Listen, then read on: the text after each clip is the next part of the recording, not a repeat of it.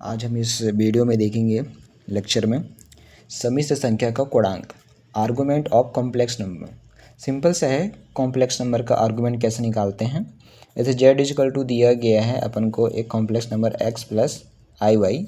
यदि इस complex number का अपन को आर्गुमेंट निकालना है, आर्गुमेंट ऑफ z, तो सिंपल से क्या होता है, टेन इनवर्स लिखते हैं और y अपॉन x। इस तरीके से आर्गुमेंट निकाला जाता है, tan inverse y upon x।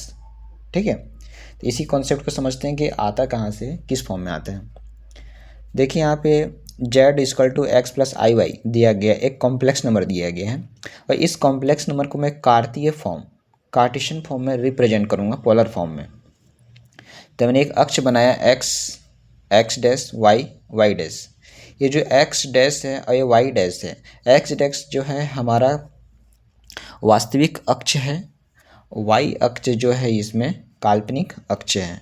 ठीक है, तो यहाँ पे x प्लस आई वाई है, तो इसी को मैं p के फॉर्म में, पोलर फॉर्म में, यदि इसको पोलर फॉर्म में रिप्रेजेंट करूँ, पोलर फॉर्म में, तो पी एक्स वाई, जैसे x है y है, तो इसको पोलर फॉर्म में देखोगे तो ये यहाँ से यहाँ तक x है और यहाँ से यहाँ तक y है, मतलब ये हमारा नंबर यहाँ पे है पी एक्स वाई। ठीक है, पी एक्स वाई। क्यों? क्योंकि मैंने आपको बताया था, क्या बताया था कि कॉम्प्लेक्स नंबर जो होता है the set of Cartesian product of real number, इस तरीके से समझ सकते हैं। ठीक है, सो यहाँ से ओ से एम, पी एम, ओ से पी, तो ओ से पी, यदि यहाँ से एक्स है यहाँ से वाई है, तो याद रखना ये ओ पी जो होगा, यहाँ पे पाइथागोरस प्रमेय लगाओगे तो एक्स से वाई है, ये हमारा आर है। तो आर कैसे निकलता है, X square plus Y square का अंडर रूट रहेगा प्लस में। ठीक है, रेखाखंड ओ पी की लंबाई को, ओ से पी की लंबाई को जेड का क्या बोलते हैं, मापांक बोलते हैं। तो मापांक मैं पहले भी बताए थे, मापांक कैसे निकालते हैं, लेकिन इस चीज़ को मापांक कहते हैं कि ओ से लेके पी तक में जो लंबाई होगा ना, इसी को क्या बोलते हैं, मापांक बोलते हैं। ओके, तथा इसे मॉड जेड से निरूपित करते हैं। तो आप वहाँ पे देख रहे थे ना मापांक का फार्मूला कैसे बन रहा था, तो देखो मापांक का फार्मूला यहीं से बनता है। क्यों स्क्वायर करते हैं अपन, तो यहाँ से यहाँ तक पाइथागोरस प्रमेय लगाते हैं, तो कर्ण का स्क्वायर बराबर जो होता है आधार का स्क्वायर प्लस लंब का स्क्वायर। तो देखोगे ओ पी का स्क्वायर, ओ पी का स्क्वायर जो होगा O M square plus P M का स्क्वायर। तो ओ एम कितना है, हमारा एक्स है, और एम पी कितना है, एम पी हमारा वाई है, तो X square plus Y square. और ओ पी को रिप्रेजेंट कर रहा हूँ आर से, तो ये हमारा क्या है, आर स्क्वायर। और आर इधर स्क्वायर के फॉर्म में, स्क्वायर को आप इधर पलट के लिखोगे तो अंडर रूट हो जाएगा। तो इसी आर को क्या बोलते हैं, मापांक बोलते हैं। इसी आर को क्या बोलते हैं, मापांक बोलते हैं। या तो मॉड जेड से निरूपित करते हैं या तो आर से निरूपित करते हैं। ठीक है, आर या तो मॉड जेड दोनों आपस में क्या है, इक्वल हैं।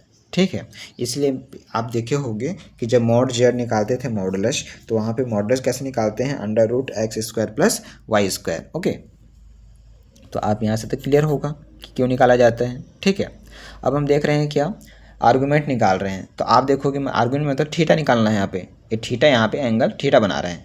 तो थीटा आप टेन के फॉर्म में निकाल सकते हैं। क्यों? क्योंकि आपको एक्स मालूम है और वाई मालूम है, तो आप टेन के फॉर्म में लिखोगे तो टेन थीटा बराबर क्या होता है, टेन थीटा जो होता है लंब बटे आधार होता है। तो लंब क्या है, पी बटे एम, आधार क्या है, ओ बटे एम।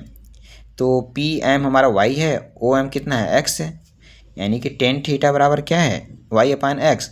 तो टेन को आप इधर पलट के लिखोगे तो इनवर्स के फॉर्म में चला जाएगा।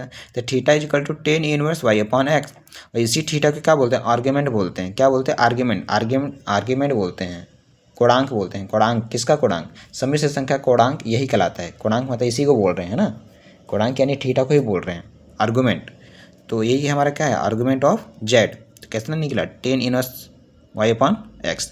तो किस तरीके से आर्गूमेंट को शॉर्ट में लिखते हैं, ए आर जी लिख देते हैं, argument of Z equal to tan inverse Y upon X. Simple सा होता है, tan inverse Y upon X आप आसानी से निकाल सकते हो। ठीक है, और यदि आपसे मापांक बोलेगा तो मापांक कैसे निकलता है, X square plus Y square, ये फार्मूला होता है।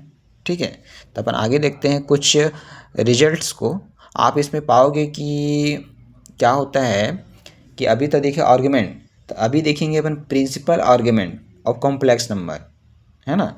Principal argument of complex number. तो आप यहाँ पाओगे गुणांक का मुख्य मान, प्रिंसिपल वैल्यू ऑफ आर्गुमेंट।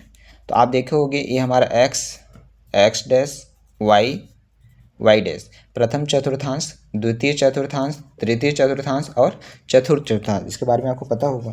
तो यहाँ पे प्रिंसिपल वैल्यू कैसे होता है, देखो यहाँ पे अभी किसका, आर्गुमेंट का। तो पहले चतुर्थांश में थीटा ही होता है, द्वितीय चतुर्थांश में क्योंकि यहाँ 0 से पाई है ना, ये 0 से यहाँ तक पाई होता है, तो पाई माइनस थीटा होता है द्वितीय चतुर्थांश में, पाई माइनस थीटा। और तृतीय में क्या होता है, माइनस पाई प्लस थीटा। अच्छा यहाँ पे कंफ्यूज हो सकते हो, पाई प्लस थीटा लिख सकते हो ना, पाई प्लस थीटा नहीं, माइनस पाई प्लस थीटा। क्यों, क्योंकि अभी आप समझ में आएगा, है ना। और चतुर्थ में क्या होता है, माइनस थीटा होता है। क्या होता है, माइनस थीटा, क्योंकि आर्गुमेंट का जो प्रिंसिपल वैल्यू होता है ना, माइनस पाई से ग्रेटर जाएगा, पूरा यहाँ तक घूम के आएगा। मतलब इसमें जो स्टार्टिंग होता है ना, यहाँ से स्टार्ट होता है ऐसे, इस तरीके का, और यहीं आके क्या हो जाएगा, ख़त्म हो जाएगा। क्यों, क्योंकि यहाँ तक पाई हमारा है, माइनस पाई, माइनस क्योंकि इधर वाला माइनस पाई में जाता है, तो माइनस पाई से स्टार्ट होगा, ठीक है, और माइनस पाई से पूरा ग्रेटर जाएगा, यहाँ तक आया। और फिर ग्रेटर गए होते हुए कहाँ तक जाएगा, 0 से पाई बाई 2, फिर होते हुए कहाँ तक जाएगा, पाई तक जाएगा, और पाई के इक्वल भी हो जाएगा और पाई से लेस, ठीक है। तो आप ध्यान में रखे रहना। इसको मैं फिर से कंफर्म करूं तो आप ऐसे समझना कि यहाँ से स्टार्ट होता है और ये घूमते हुए कहाँ तक जाएगा, यहाँ तक जाएगा, और यहाँ जाके अपन का यहीं तक ख़त्म होगा। तो ये हमारा पाई है ना। इधर से जाओगे तो प्लस वाले में, और इधर से जाओगे तो माइनस वाले पार्ट्स में। तो माइनस पाई से स्टार्ट होके प्लस पाई तक, जिसमें माइनस पाई इंक्लूड नहीं होता है, प्लस पाई इंक्लूड होता है। ओके, क्लियर होगा। इसी को बोलते हैं अपन गुणांक का मुख्य मान बोलते हैं। आप इसको याद रखे रहना, थीटा यहाँ पे माइनस थीटा, यहाँ पे पाई प्लस थीटा, यहाँ पे माइनस पाई प्लस थीटा होता है। आप इसको एकदम ध्यान से रखना भाई कि माइनस पाई प्लस थीटा होता है। ओके, आगे देखते हैं अपन कुछ कॉन्सेप्ट के बारे में। जैसे कॉम्प्लेक्स नंबर दिया गया एक्स प्लस आई वाई, तो यहाँ भी प्लस एक्स प्लस में है, वाई प्लस में है, तो कहाँ जाएगा, प्रथम चतुर्थांश में जाएगा। किस में जाएगा, प्रथम चतुर्थांश में जाएगा। मतलब ट्राइंगल जो बनेगा यहीं पे बनेगा ऐसे, ठीक है। यहाँ पे देखो जेड इजकल टू दिया है minus x plus I Y, तो एक्स माइनस में है, वाई प्लस में है, तो कहाँ जाएगा, द्वितीय चतुर्थांश में जाएगा। कहाँ जाएगा, द्वितीय चतुर्थांश में जाएगा, ठीक है। यहाँ पे दिया गया Z is equal to minus X और माइनस आई वाई, तो एक्स भी माइनस में है, वाई भी माइनस में है, तो कहाँ पहुँच जाएगा, तृतीय चतुर्थांश में पहुँचेगा। कहाँ पहुँचेगा, तृतीय चतुर्थांश में पहुँचेगा। हमारा ट्राइंगल यहाँ बनेगा। Z is equal two plus x minus आई वाई, आप देखोगे एक्स प्लस में है, वाई माइनस में है, तो कहाँ पहुँच जाएगा, कहाँ पहुँचेगा अपन का ये, चतुर्थ चतुर्थांश में पहुँचेगा। तो ये भी एक इम्पॉर्टेंट है। जब आपको ये मालूम चलेगा तभी तो आप प्रिंसिपल वैल्यू बता सकते हो ना आर्गुमेंट का। आपको मैं भी एग्जांपल दूंगा, वहाँ पे पूरा क्लियर होगा आपको, है ना, कि आपको किस तरीके से पता करना है। जैसे आप थीटा तो निकाल सकते हो, थीटा निकालने के बाद प्रिंसिपल वैल्यू कैसे निकालोगे, जब तक आपको ये नहीं पता रहेगा कि प्रथम द्वितीय तृतीय चतुर्थ, तो आपको इस चीज़ को क्लियर करना है। आगे आपको और भी दिखाता हूँ मैं। यहाँ पे देखो एक समिश्र संख्या दिया गया है -1 माइनस आई, ये ब्रैकेट में लिखा है लेकिन ये इस फॉर्म में दिया गया है अपन का, -1 माइनस आई, इस तरीके का समिश्र संख्या दिया गया है, ठीक है। आप इसको कंपेयर करोगे Z is equal to X plus I Y से, तो एक्स क्या पाओगे, एक्स हमारा -1 है, एक्स कोमा वाई, तो देखोगे कि एक्स हमारा -1 है और वाई भी कितना है, -1, ठीक है। ये देखते हैं अपन, गुणांक याद करना है। गुणांक क्या होगा, 4 ऑप्शन दिया गया है, 5 pi by 4, -5 pi by 4, 3 pi by 4, और इनमें से कोई नहीं। जैसे जेड इजल टू दिया गया है -1 माइनस आई, जिसको पोलर फॉर्म में लिखोगे तो एक्स कोमा वाई, तो एक्स कितना है हमारा -1 और वाई भी कितना है, -1 है, वाई भी कितना है, -1 यहाँ पे, ठीक है। तो मैंने अभी बताया था कि आप इसका गुणांक कैसे निकालते हो। गुणांक जो निकालते हैं अपन, गुणांक का भी मैंने जस्ट फार्मूला बताया। गुणांक का फार्मूला क्या होता है, tan इनवर्स y अपान एक्स, ठीक है। तो tan इनवर्स, तो y कितना है हमारा, y हमारा -1 है, x भी कितना है, -1 है, तो -1 से -1 कट के हमारा क्या मिलेगा, हमारे को मिलेगा 1। और tan इनवर्स 1 किसका वैल्यू होता है, पाई बाई 4 का होता है। इस तरीके से थीटा बराबर क्या मिल गया, पाई बाई 4 आ गया, ठीक है। तो हमारा पाई बाई 4 तो आ गया, तो ये तो आसानी से निकल गया। तो इसी चीज़ को मैं यहाँ पे ग्राफ में रिप्रेजेंट किया हूँ। देखो यहाँ पे जैसे एक्स है और एक्स डैश है, वाई है और वाई डैश है। तो आप ये भी पोलर फॉर्म में देखें ना, -1 है -1, तो यहाँ से क्लियर होता है ना भाई कि किस चतुर्थांश में है। ये प्रथम, द्वितीय, तृतीय और चतुर्थ, यहीं से क्लियर होता है। पोलर फॉर्म में आपको क्लियर हो जाता है कि भाई हमारा जो दिया गया सम्मिश्र संख्या किस चतुर्थांश में है, चतुर्थ में है। तो हमारा ट्राइंगल कहाँ बनेगा, यहाँ बनेगा।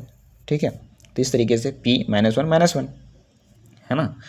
तो आप यहाँ से क्लियर तो हो गया। ओके, अब देखोगे हमको निकालना है क्या, कोणांक। तो हमारे कोणांक तो भाई थीटा बराबर π/4 आया, लेकिन ये तो नॉर्मल है। अब हमको निकालना है प्रिंसिपल वैल्यू ऑफ आर्गुमेंट। तो हमारा किस में आ रहा है, थर्ड में आ रहा है। ये प्रथम है, चतुर्थ है, तृतीय है, चतुर्थ, प्रथम, सेकेंड, थर्ड और फोर्थ।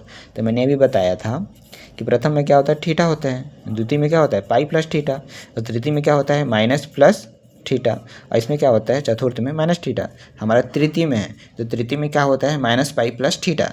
तो अब थीटा वैल्यू कितना निकालो, π/4। तो -पाई प्लस थीटा π/4। तो 4 एकम 4, और 4 में से 1 गया तो 3 बचेगा, 3π/4। और किसके साथ, माइनस के साथ, क्योंकि माइनस वाला बड़ा है ना भाई। तो इसमें देखो -3π/4 कहीं पे दिया है, तो ये तो हमारा ऑप्शन नहीं होगा। 3π/4 यहाँ पे दिया है, इनमें से कोई नहीं होगा, क्योंकि इसमें तो प्लस के साथ दिया है ना। तो हमारा आंसर कौन सा हो जाएगा, डी ऑप्शन होगा, क्योंकि हमारा आंसर किस में आ रहा है, -3/4। आप इसको अच्छे से क्लियर है भाई, है ना, कि प्रथम, द्वितीय, तृतीय, चतुर्थ, हमारा आंसर माइनस में आ रहा है। तो हमारा आंसर डी ऑप्शन होगा, इनमें से कोई नहीं। ऐसा नहीं कि आप यहाँ पे गलत बनाने की कोशिश कर रहे हो कि माइनस नहीं आएगा, कहीं गलती हुआ होगा, 3π/4 ही होगा, ऑप्शन में दिया है 3π/4, ये ऑप्शन तो दिया ही नहीं है। ठीक है, तो हमारा आंसर ऑप्शन नंबर डी होगा। ओके, अब अपन कुछ देख लेते हैं, अभी और भी क्वेश्चन अपन आगे देखेंगे। अब थोड़ा सा इसका गुण देख लेते हैं। सम्मिश्र संख्याओं के कोणांक के गुण, properties of argument of complex number. Argument का कुछ प्रॉपर्टीज होते हैं, उसको देखो आप।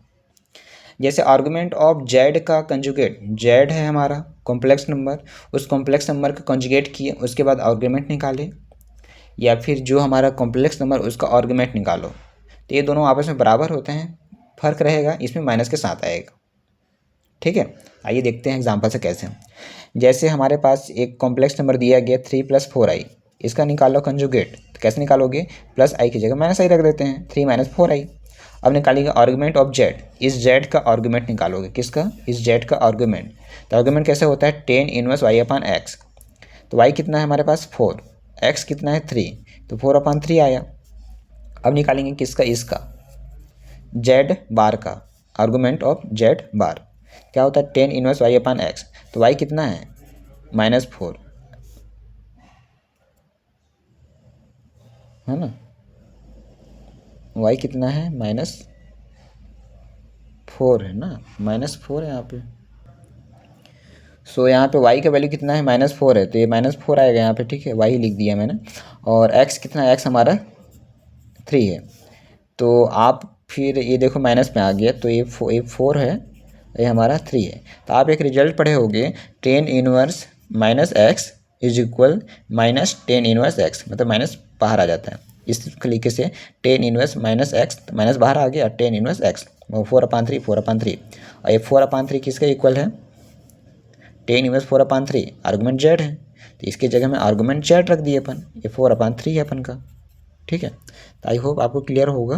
तो आर्गुमेंट जेड बार का निकालो या फिर आर्गुमेंट जेड का निकालो, ये आपस में बराबर होते हैं लेकिन माइनस के साथ होते हैं। ठीक है, तो ये क्लियर होगा आपको, ये रिजल्ट भी समझ में आ गया होगा। दूसरा रिजल्ट है Z1 Z2 दो कॉम्प्लेक्स नंबर दिए, दोनों का प्रोडक्ट करो, उसके बाद आर्गुमेंट निकालो, या फिर Z1 का आर्गुमेंट और Z2 का आर्गुमेंट और दोनों को प्लस करो, तभी आपस में क्या होता है, इक्वल होते हैं। याद रखना, यहाँ पे मल्टीप्लाई में और यहाँ पे अलग अलग आर्गुमेंट करके प्लस करोगे तब बराबर होता है। उसी तरीके से आप यदि आर्गुमेंट Z1 और Z2 का बार दिया गया है, यहाँ पे देखना बार दिया था, आर्गुमेंट Z1 आर्गुमेंट Z2 को दोनों को माइनस करो, तब दोनों आपस में बराबर होते हैं। इन दोनों में फ़र्क है ना, यहाँ पे बार नहीं दिया, यहाँ पे बार दिया, जब बार यहाँ पे आ जाता है तो माइनस के साथ आता है। चौथा होता है कि जेड है हमारा कोई कॉम्प्लेक्स नंबर, उस कॉम्प्लेक्स नंबर के स्क्वायर कर दो, क्यूब कर दो, उसके बाद कोणांक निकालो। तो एन जो होते हैं बाहर आ जाते हैं कोणांक जेड में आर्गुमेंट। ठीक है, और ये इंपॉर्टेंट पार्ट्स है, जेड है और जेड बार का डिवाइड करके कोणांक निकालो, तो किसके बराबर होता है, कोणांक जेड का जस्ट डबल हो जाता है। तो ये भी इंपॉर्टेंट है, डायरेक्ट एग्जाम में आया हुआ है। ठीक है, तो आई होप आपको क्लियर हुआ होगा कोणांक के बारे में, आर्गुमेंट के बारे में। सिंपल सा कॉन्सेप्ट है, tan inverse Y upon x होता है। क्या होता है? Tan inverse Y upon x, है ना। जेड बराबर दिया है एक्स प्लस आई वाई, तो आप यदि आर्गुमेंट निकालते हो, आर्गुमेंट ऑफ जेड, तो क्या होता है? Tan inverse Y upon x. Simple सा है, ठीक है। वीडियो अच्छा लग रहा हो तो लाइक करें, चैनल को सब्सक्राइब कर लें। जो भी इसका तैयारी कर रहे हैं उसके बाद आप सेंड कर सकते हैं, शेयर कर सकते हैं। Thank you.